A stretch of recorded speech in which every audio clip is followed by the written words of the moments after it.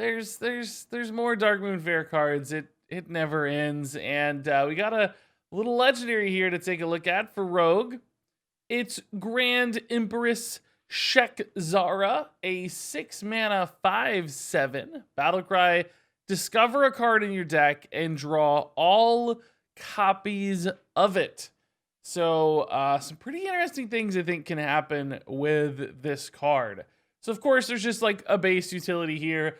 You could just discover an eviscerate and draw 2 eviscerates, and this is like, oh hey, I just found 8 damage, and that's pretty amazing. Or whatever other specific card you're looking for. This could allow you to basically track into it at a base level or into multiple copies of it.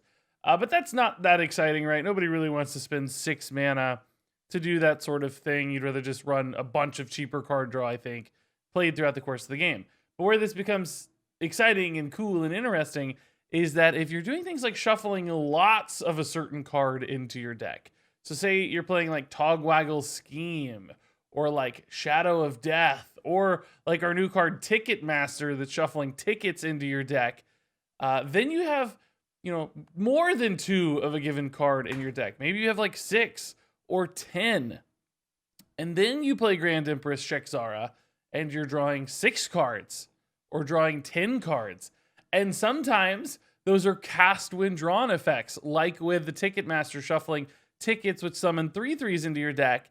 Then let's say there's still all 3 tickets in deck. You draw 3 tickets. That's going to summon you 3/3 minions immediately off the cast when drawn effects. And the cast when drawn is also going to draw you 3 new cards as well. So suddenly Grand Empress Shekzara becomes a 6 mana 5/7 that summons you 3/3 minions and draws you 3 new cards, which is pretty darn incredible at that rate. Like that's, a militia style board without the rush aspect that's also drawing you into some great reload. That's a powerful play if you can indeed find the tickets for your Ticketmaster. There are also the option to run 2 Ticketmasters in your deck. So by the time you play this, you could put 6 Ticketmaster tickets into your deck, which both increases the likelihood that you're going to find them, but also increases the swing on board when you do from all the minions getting summoned and all the cards being drawn. So there are indeed some really ridiculous plays that can happen with Grand Empress Shekzara, and it's not just tickets. Like I said, it's Shadow of Death, it's Togwaggle Scheme. You could Togwaggle Scheme, 15 South Sea deckhands into your deck. I'm just, making things up here. And draw, a full hand of South Sea deckhands, and then just hit your opponent in the face next turn for 14 plus damage on board, whatever. You get the idea. There's just, 1,000 possible incredible combinations. I've only mentioned a couple. They probably aren't even the best ones. You guys can, I'm sure, think of some great combos and some ridiculous things to do with this particular card. So, there's potential. Clearly, when you can do crazy big broken things, there's ways to figure that out, solve it, and make it consistent enough that it's going to be a game-winning sort of play or a game-swinging sort of play in many cases. And because this is drawing you resources, it's not like a big commitment usually. Usually you're fine to do that. You're finding stuff to do. So I think there's enough consistency baked in underneath the high roll potential for a card like Shekzara. Like, yes, sure, of course it can backfire and you won't find the cards you're looking for. Somehow you don't find your Togwaggle Scheme card, despite it being, 2/3 of your deck or something. Even then, though, this still just draws you 2 cards and you get a little minion on board at least. So I think that the sort of bottom of this card is strong enough to support the kind of top end of this card, which is nice. Now, that said, it is 6 mana. It's a big commitment at any given turn. It doesn't interact with the board immediately, which is always a bit of a problem in Hearthstone these days, particularly for a classic rogue that doesn't usually have a lot of survivability or time in the mid to late game if they're just dumping minions on board. So it might be something you need to play a little bit farther from ahead just to make sure it's safe. You might need to make sure you have a defined way to swing the game when you do play this. Otherwise, you've just kind of given up a turn to only make a moderately solid play instead of a game winner.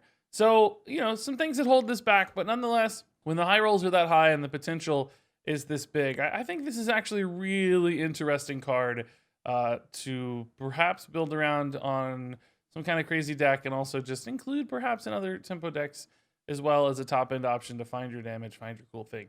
So, in other words, definitely look out for this card to make some kind of impact. All right, next up here is the Tint Trasher. It's a pretty sick looking dragon.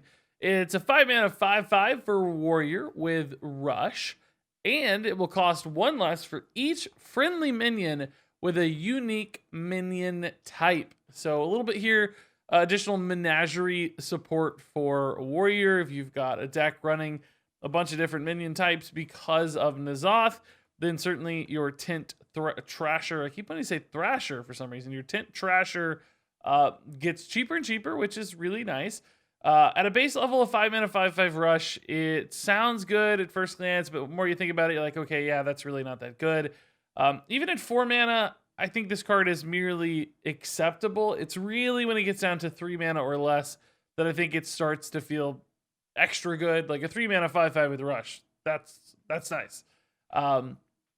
A 2 mana or 1 mana or 0 mana, of course, is additional crazy upside. That's really, really good. And it's noteworthy that this coming back off of N'Zoth resummoning it at the end of a game, I think that would be a pretty powerful play to make. That's, you know, it gets reactivity instantly, which is what you're always thinking about when you summon those big boards. You want stats and you want ways to make sure you don't die. And a Rush minion is a great way to make sure you don't die because you can help trade into your opponent's stuff. So big taunts, big Rush minions, big value cards are what you're looking for off of N'Zoth. So I think this would be a totally fine minion to summon. Now, that said, the N'Zoth payoff is part of the reason I'm actually going to be a little bit harder on this card than I think most people will be at first glance. That's because I think if you want your N'Zoth to be good, most of your Menagerie cards need to be larger minions. I think they need to be significant. In other words, you don't want to run like a bunch of 1 and 2 mana minion type cards, or when you summon N'Zoth, you're going to get a bunch of 1 and 2 mana cards back, and it's not going to be the game defining play that you need it to be. You're not going to have this ginormous board of stuff. You're going to have a bunch of 1 mana Murlocs and 2 mana Pirates and whatever, so on and so forth. So Tint Trasher, I think there encounters a problem where if all your big minion type cards are, 5 drops, 6 drops, 7 drops, because that's what you're going to use as your reward and your payoff, then Tint Trasher is never really going to get discounted by much because you're going to rarely have more than like 1 minion type on board at a time. Certainly not, you're not going to play like 3 1-drop minion types and dump the Tint Trasher, at least in a N'Zoth deck. Now, I will immediately recognize that not every Menagerie deck would have to run N'Zoth. You could try to run a more mid-rangey or tempo-driven Menagerie deck on the back of Watley and Watley's Baton, the Ringmaster's Baton, and try to play like lower curve Menagerie cards and use the Tint Trasher as your payoff card, like a big, I'm dropping this 5/5 on turn 3. That's going to overwhelm you because it's just too much. And that's how you win the game instead of N'Zoth. So just 2 different kind of angles to keep in mind for this card. If you're running N'Zoth, Tint Trasher probably doesn't get discounted super well. Are you able to make a faster Menagerie deck that supports Tint Trasher enough? And is this a big enough swing card if you do? Is it like one of those Corridor Creeper style cards? Or is it often still like 3 mana? My thought is, I don't think you're ever really reliably getting this to 0 mana. Even if you're running a bunch of low-cost minion type style cards, this one might be hard to get to that point just because of the way Hearthstone works. Like, usually your opponent's clearing your stuff on board. They're reacting. So you're never going to have like leftover minion types on board. So usually this is going to get discounted by things you play in the same turn. And how often are you going to play like 3 to 4 different minion types in a given turn as Warrior? I just don't see that coming together all that well. Now, again, if you play 2, maybe that's enough. Like maybe 2 is sufficient, and that's all that matters. As I scratch my shoulder there, quite notably in the middle of this review. Sorry about that. Maybe 2 is enough. Maybe you're happy, so maybe I'm being a little too downtrodden on it.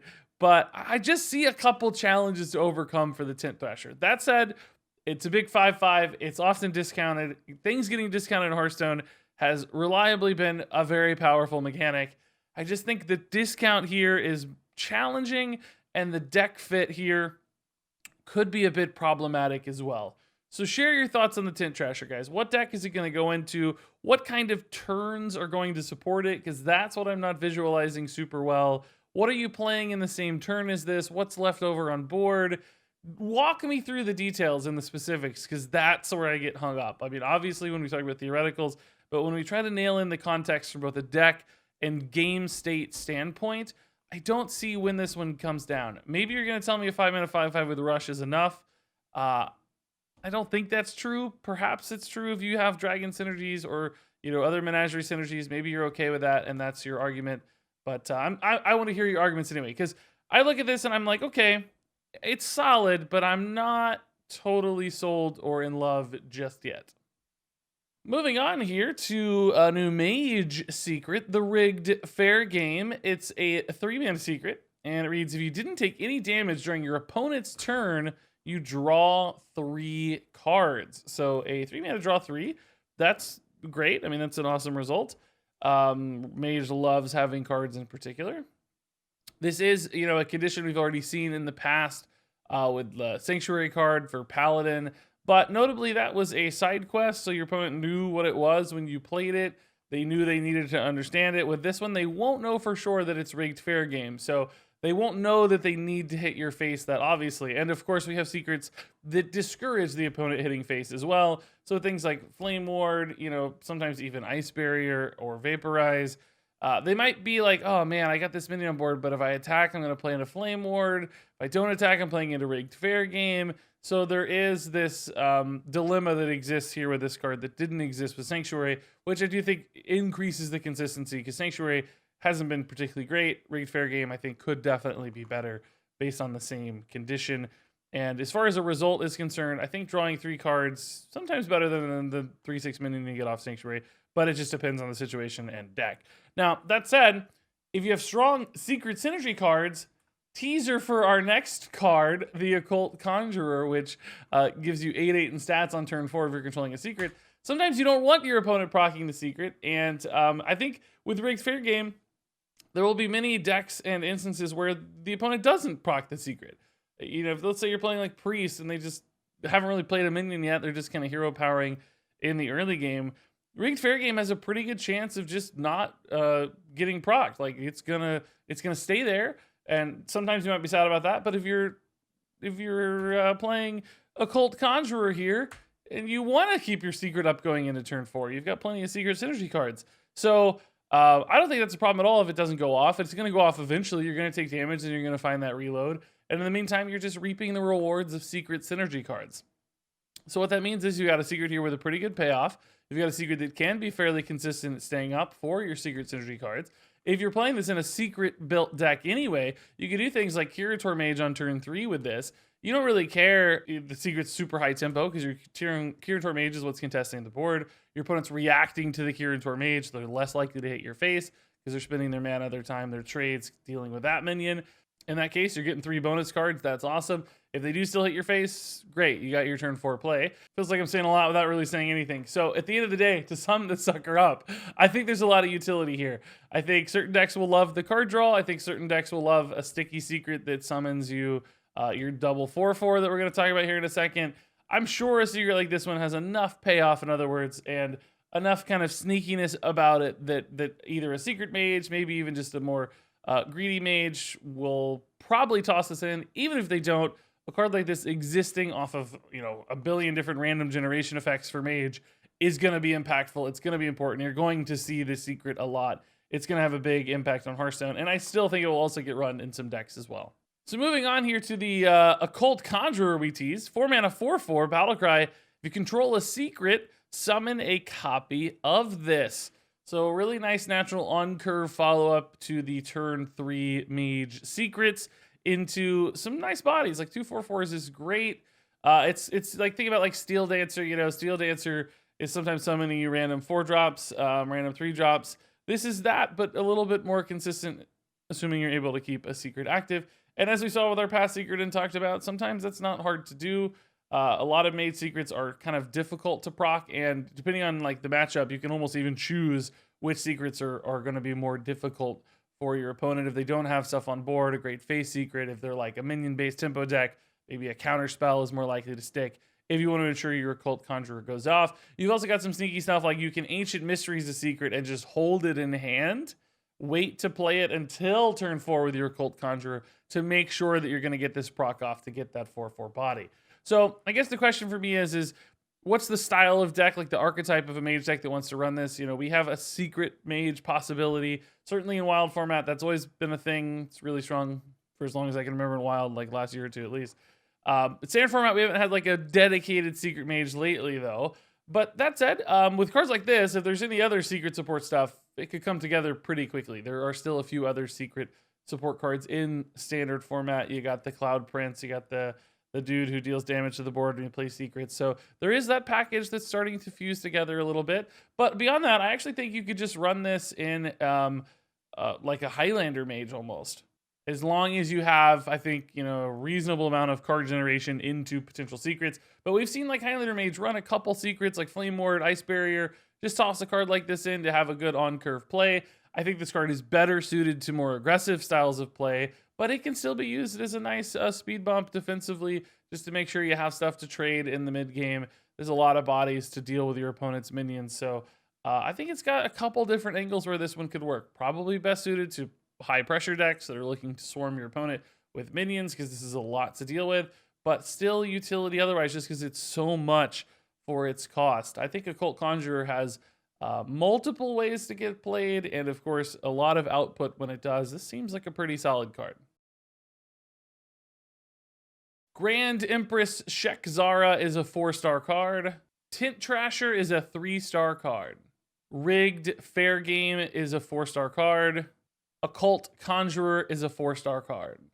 And there you go, folks. That wraps it up for review number 6. I have a feeling this card's gonna get me some flack in the comments, but hey, I'm open-ended to hearing your thoughts. I'm reading like Reddit reviews. It's only been out like 5 minutes, but people on Reddit are like insane about it. They're so excited. I don't see it yet, but hey, maybe you guys will convince me. So certainly share your thoughts. I want to hear more about all these cards. What do you think they're going to do? How are they going to make an impact? Do they totally suck? Am I crazy? Am I wrong? Let me know. Also, be sure to subscribe to these videos so you can tell me how wrong I am next time as well, because God knows we're going to have more card reviews on the way. The Darkmoon Faire never stops. So thanks much, as always, for watching, and until next time, game on.